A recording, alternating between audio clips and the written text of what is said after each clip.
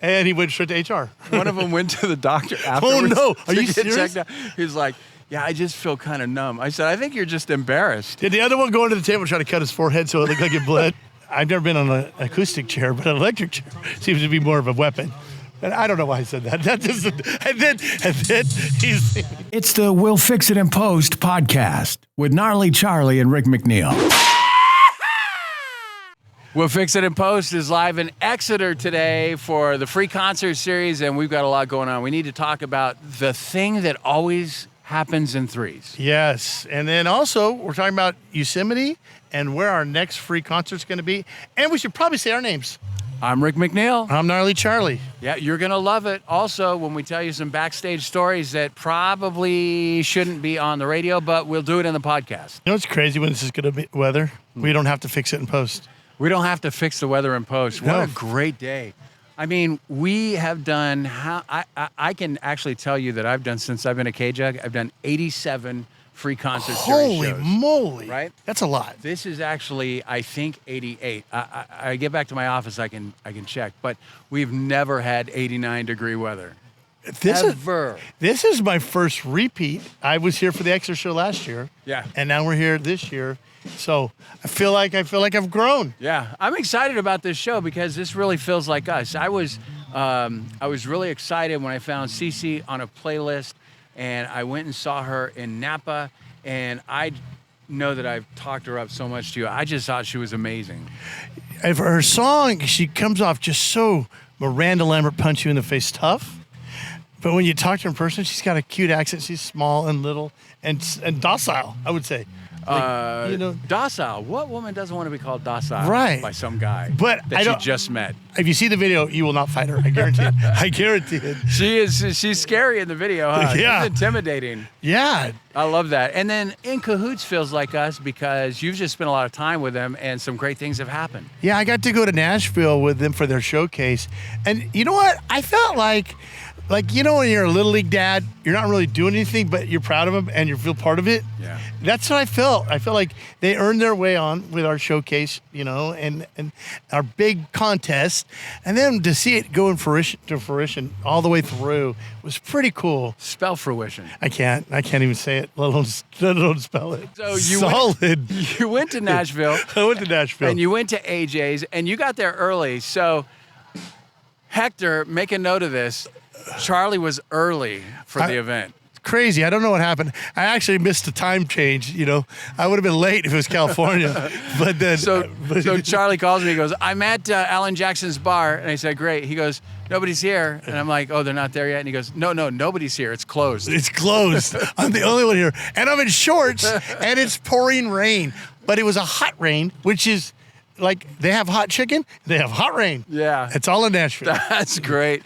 And so you were with In Cahoots. There was a VP of A&R for a record label there who has close ties with publishing. And there was someone who's worked as a talent scout and works in record promotion now who's always... He worked with Nickelback. He was their guy for a while. Is that right? And I go, did you ever actually give a Nickelback to anybody? No, of course not. But no, Jason's a great guy too. You know? Yeah, that's very cool. And I'm glad it went well. And so later on the podcast, we're going to see a little bit of that performance, right? Yeah, you can see the performance and just the vibe that was there in Nashville. So... we might as well talk about the 800-pound elephant in the room. Oh, my gosh. Today, at the age of 71, Hulk Hogan died of a heart attack. So this is how busy I've been today. I didn't even realize it was a heart attack. Heart attack. 71, heart attack. Now, they was sick last week, and they were kind of covering and saying, no, he's fine. But apparently he wasn't. Wow. Well, you know, a lot of people do that. They are in denial about chest pains and stuff like that. They say that women ignore all these silent signs, a lot. And it's very, you know, they tell you to trust your body when it's telling you something. Well, he was a big guy, man. He was big. When you're a big guy and muscular, it takes a lot. The heart is got to be in shape, you know. Yeah. But it's 71, and that man's an athlete and did a lot of stuff. His last appearance kind of was at the Trump inauguration thing. Oh, was that right? Well, he came out at the Democratic Party and said, "Oh yeah, you tried to shoot my president," and he was very vocal about it. And you know. I loved Hulk Hogan. I thought that, you know, although he was a lot of bravado, I saw a lot of what he did for children. Yeah. And a lot of what he did for veterans, and that made a difference in how I felt about him. Oh, Thunderlips. Remember that was his name in Rocky. He was Thunderlips. I loved the fact that you could live in Las Vegas and sometimes run into people. So I have a Hulk Hogan story. Can I share with you? Yes, I want to hear. So our sales manager at the radio station in Las Vegas was friends with somebody in Hulk's camp, and she just wanted to stir up the sales team a little bit. And she said, I'm going to ask you to come to the sales meeting next week because I have a surprise. And she said, I don't know what it takes to get you people stirred up. Oh, I don't know. And she goes to the door, she opens the door, and Hulk Hogan comes in, and he's like, you people have got to start delivering. I don't know, you're not going to sell something by sitting in here. And he's just like giving them the big Come on, talk. brother. And he goes over to two of the sales guys, and he pushes them together, and they bump heads really hard. And so they're a little dazed, and they're trying to pretend like Hulk Hogan didn't just smack their heads together. And he went straight to HR. One of them went to the doctor afterwards. Oh, no. Are to you get serious? checked out. He's like, yeah, I just feel kind of numb. I said, I think you're just embarrassed. Did the other one go into the table try to cut his forehead so it looked like it bled?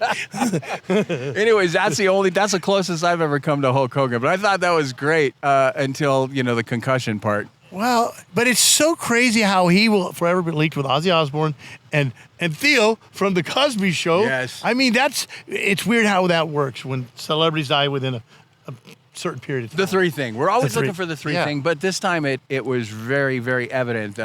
Malcolm Jamal Warner from Cosby the Cosby Show, and he's done a lot of other things. I loved him on The Resident. He was an arrogant surgeon, but he was a complicated character, and I love that. Apophenia meets media, and that's what the volume of news amplifies when it's grouped in clusters. I just looked that up. Okay. So it's a term, though, that's why, when Michael Jackson, it was Michael Jackson, Farrah, and Ed McMahon within 3 days.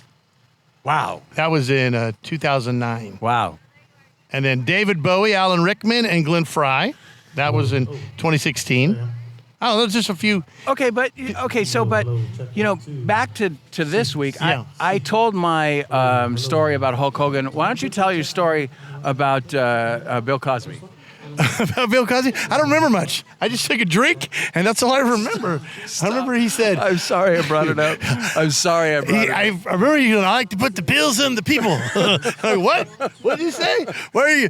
Fat Albert, what's going on here? No. No, It was my bad. I'm the one that brought it up. That did not. Okay, so 1, 2, 3. Number 3, Ozzy Osbourne. Well, and this is out of order. Yeah. And But Ozzy Osbourne. Ozzy Osbourne is the one that I got that, and I was shocked. And I don't know why, because Ozzy looked like he was on his last leg 20 years ago. Yeah, and he sounded like it, and then he sang "Mama, I'm Coming Home" just 10 days ago. Yeah. And did you know Carrie Underwood recut that? Did you see that? No. She got his permission, and so this is a little, maybe a month or two ago. So there's a recording out there. We have to find that and play that. Wow. Carrie Underwood singing an Ozzy Osbourne song. That's pretty cool. And then she bites a bat right at the... No, she didn't. She did not. She didn't. Well, so I have to say about Ozzy Osbourne, if you watch the show, half the time he was always just kind of like Floyd on yes, on Beverly Andy Hills. Griffith Show. Andy Griffith Show. But he was a very funny guy. Yeah. Very witty, very funny. Well, and I think In Cahoots is one. Maybe you can hear them playing Ozzy music. They were earlier. Yeah, and the show, remember the Osbournes? And I just learned this week, I guess the rumor was that Pat Boone sang the theme song, which he didn't. But everyone thought he did. Okay, that's a great rumor, though. We should keep that going. I think he did. I think he did. He did sing it. So last podcast, and a lot of people, this is, we sometimes put little clips on social media from the podcast. I have heard from more people about you and the Blake Shelton encounter about almost anything than I've ever. Well, I don't quite remember it the same way you do, but I do. We do have the picture of him kissing me and me walking out, so there is some truth to it. You remember it differently? I don't remember so much diarrhea talk. I remember a tiny shart of diarrhea talk, but not Charlie! 15 minutes of it. But also, when you want to forget something, you just don't remember it. Too, I said 7 or 8 minutes. Well, there's a tiebreaker. We'll have to ask Jody Joe, oh God, Steve Pleshy, and Rose Ortega. None of them are going to give me a fair shake. They're going to say longer. I think you're probably right. Did you ever have another backstage encounter that went off the rails? Well, yeah, but it was more with a record label person than the artist. Yeah. And I remember getting into a shouting match, and that did not work well. I've been pretty lucky because I'm intimidated. I become a wallflower at those things. I'm a little bit shy. I'm socially awkward anyways. I always have been. But the worst backstage thing that ever happened to me is I went backstage, and we talked about this. I've seen all of the Eagles do solo shows, but I've never seen the Eagles together. I saw all of Fleetwood Mac except for John McVie in solo shows. I even saw the drummer Mick Fleetwood do a solo show, but I never saw Fleetwood Mac together.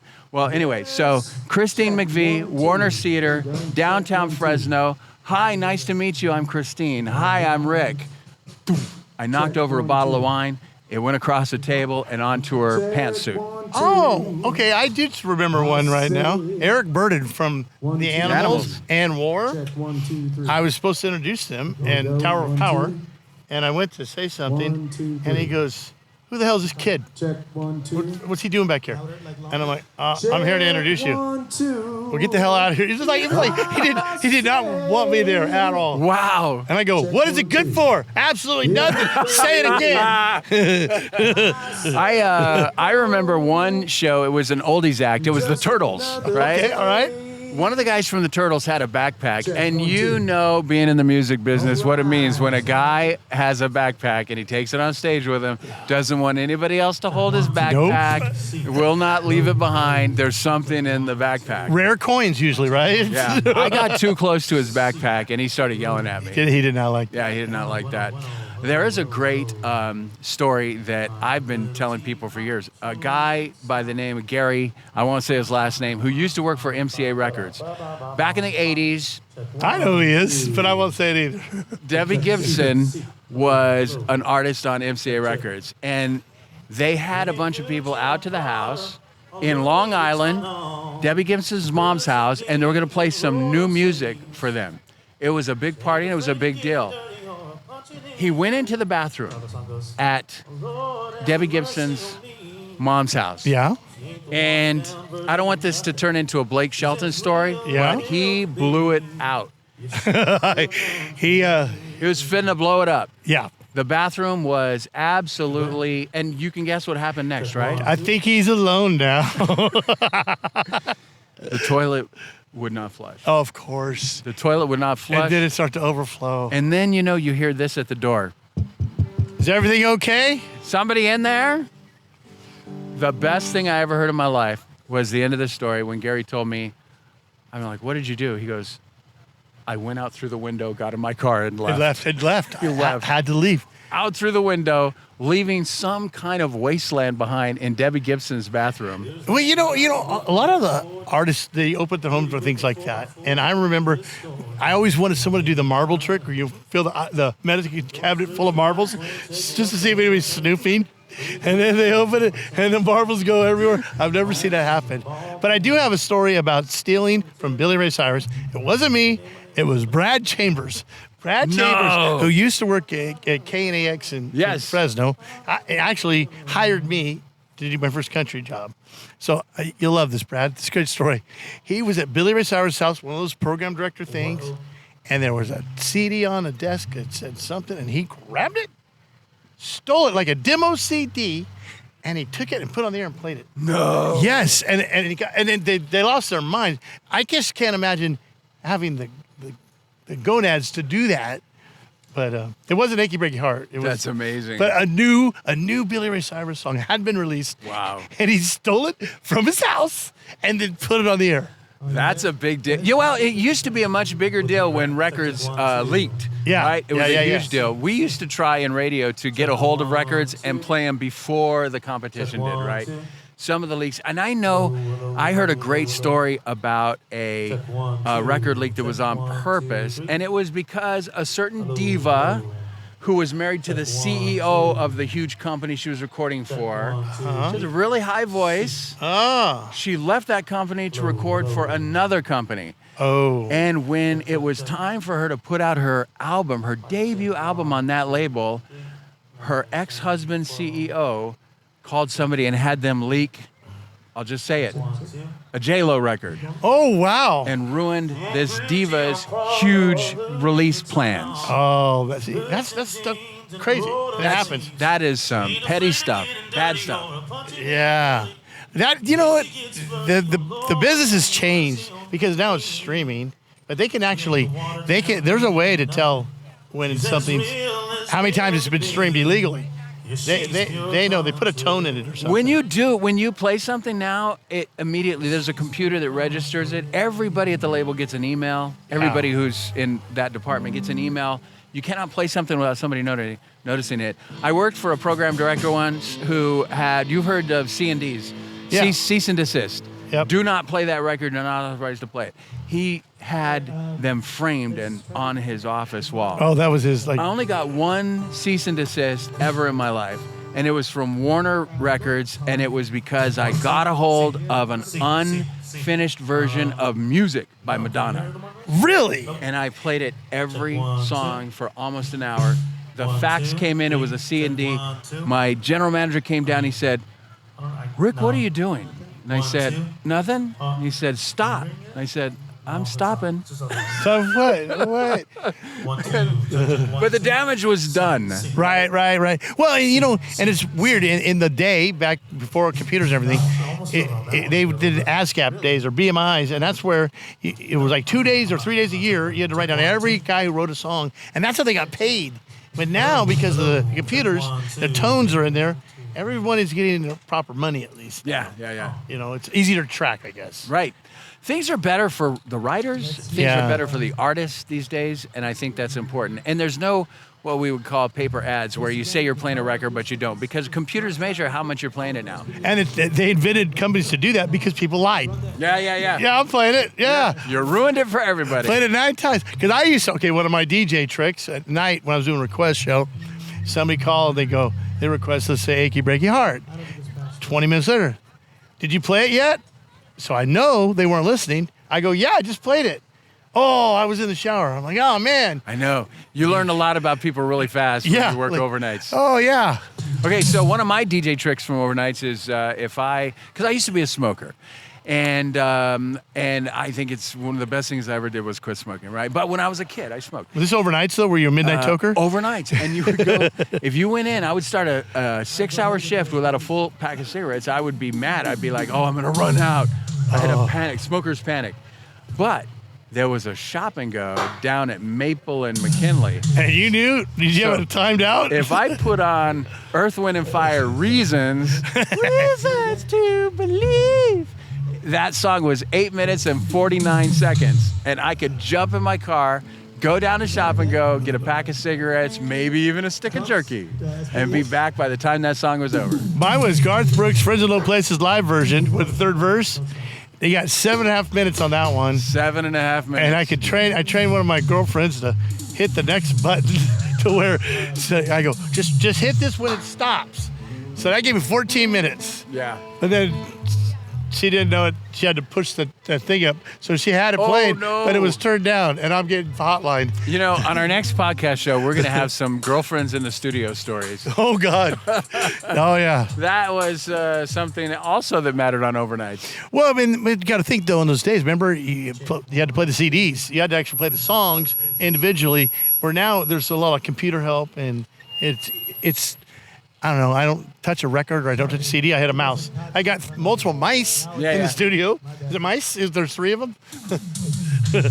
You know, I just have to say, I really love the fact that when I look back at these podcasts that we do, I love that we're outside. I mean, we've got a lot going on around us right now, and I think that was maybe one of the best decisions we've made. In Cahoots is doing their sound check right now, and for the first time in a long time, we're here at the Memorial Building And that is exactly where we need to be for this concert. And it's look, just a great setup. It's early, and there's a lot of people here already.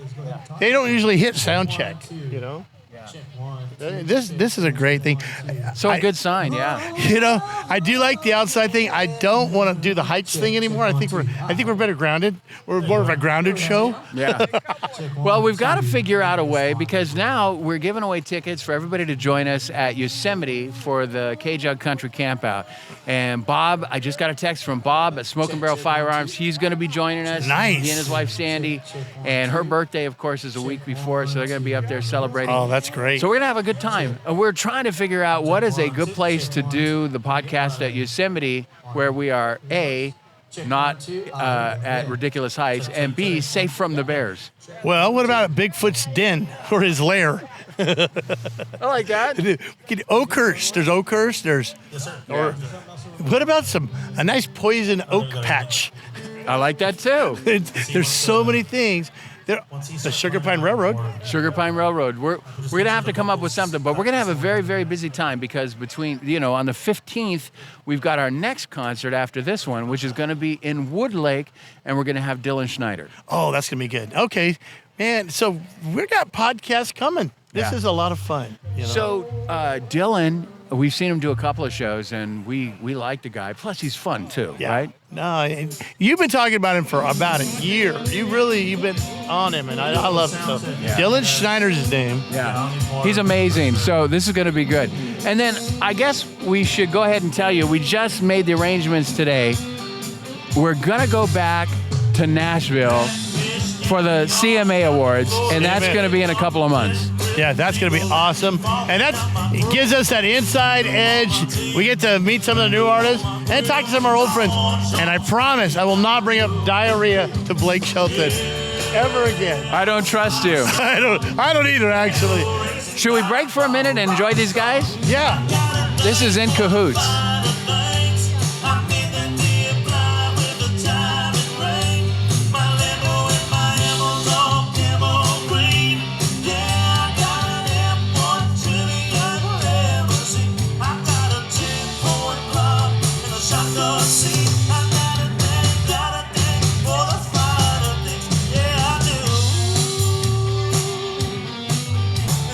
This is the sign of a great band, when you're watching the sound check and you're mesmerized. Yeah.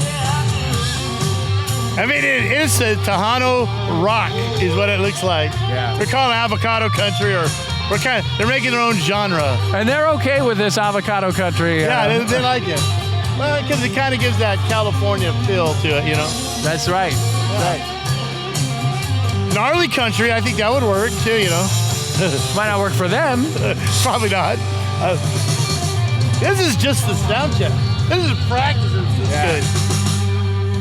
Woo! Yeah!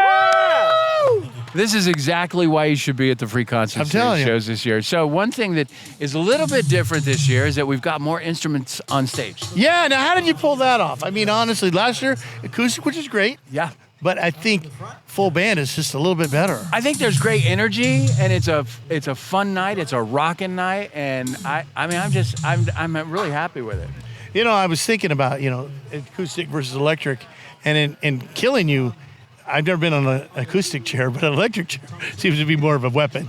And I don't know why I said that. And then he's Blake Sheltoning me right now. He's Blake Sheltoning me. I didn't say diarrhea, I promise. I had to Blake you. I just got Blaked. I got Blaked again. My gosh, it's a term now. I'm going to remember. It didn't work as well for me. But I would tell you, I think that you're right on. And especially because we're in such a great mood because of the weather today. Yeah. That's what's going to make it really enjoyable. I mean, we should be giving out KJUG kites today. It's breezy. It's nice. We've got Bud Light. We've got Philly cheesesteaks. Do you want to unveil your idea for a podcast shirt? Well, see this right here? This is from Step Brothers. I think Rick here, me here, and we'll do. Can you get a good shot at it? There you go. Right there. Look at that. Rick, Charlie, Boom. And then when you get a chance, And what could go wrong? There's probably not copyright issues, right? No, at least we won't go public with it. Don't tell anybody. Well, yeah. So can never sell those. We would just give them away to a few people, and Well, I don't see the resemblance at all. Just because that doesn't step on anyone's intellectual property. Rick and I used to wear those shirts all the time. This is our new work shirts. All right, so just so everybody knows, August 15th is going to be the next opportunity to see a free concert series show, and that's going to be in Woodlake with Dylan Schneider and another artist to be announced soon. August 19th, we're going to be up at Yosemite, and we're going to be coming to you live from there. We've got Vincent Mason and Brendan Monroe. Well, I need to find out. I'm going to research this so I know what. Was there a lake made of wood? Is it a Pinocchio thing? Why is it called Wood Lake? We'll find that out. Like Exeter, everybody knows what that. No more kissing. No more kissing. Oh, all right. We'll fix it in post. Don't worry. I'm Gnarly Charlie. I'm Rick McNeil. This is how we do it. just opened it up. There was some weird EQing on those mics, and I haven't.